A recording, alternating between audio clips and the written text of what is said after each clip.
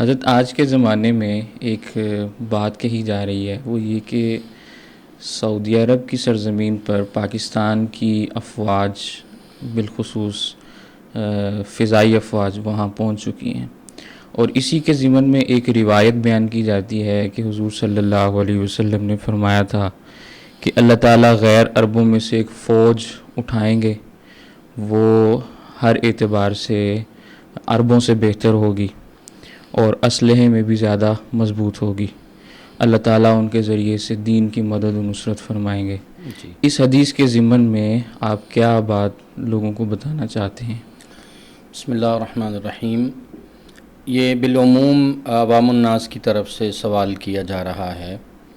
ایک تو اس کا ایک پس منظر یہ ہے کہ دو اسلامی ممالک ایک دوسرے سے معاہدہ کر رہے ہیں، جس میں حرمین شریفین کی حفاظت بھی ہے۔ یہ تو نہایت خوش آئند بات ہے اور امت مسلمہ کے لیے ایک خوشی کی بات ہے۔ حرمین شریفین کی حفاظت کے اعتبار سے دیکھیں تو بہت ایک روح پرور بات ہے، اور خدمت اور پھر دفاعی نقطہ نگاہ سے تو اس سے تو بڑی بات اور کوئی نہیں ہو سکتی۔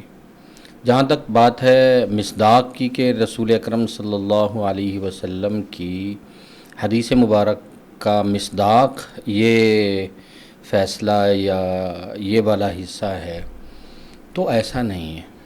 صحیح۔ اس میں دو باتیں قابل غور ہیں۔ نمبر ایک یہ کہ یہ روایت سنن ابن ماجہ میں بھی آئی ہے، اور جہاں جہاں کتب احادیث میں آئی ہے وہاں یہ کتاب الفتن میں نقل ہوئی ہے۔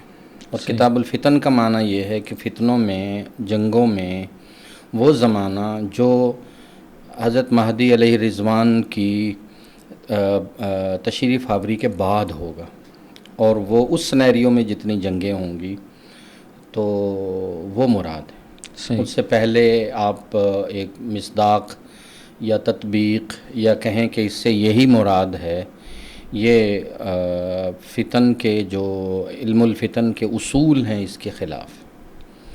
دوسری بات، اس میں ایک لفظ کا ترجمہ کیا جا رہا ہے غیر عرب سے اللہ اٹھائیں گے، اور وہ معنی لیا جا رہا ہے موالی سے، کہ موالی کا معنی غیر عرب۔ تو ہمیشہ موالی کا معنی غیر عرب نہیں ہوتا، وہ ان کے معنی میں سے ایک معنی ہے۔ حلیف بھی ہو سکتا ہے، ایسے عرب میں جو ہے وہ عرصہ دراز سے رہنے والے جو لوگ ہیں وہ بھی مراد ہو سکتے ہیں۔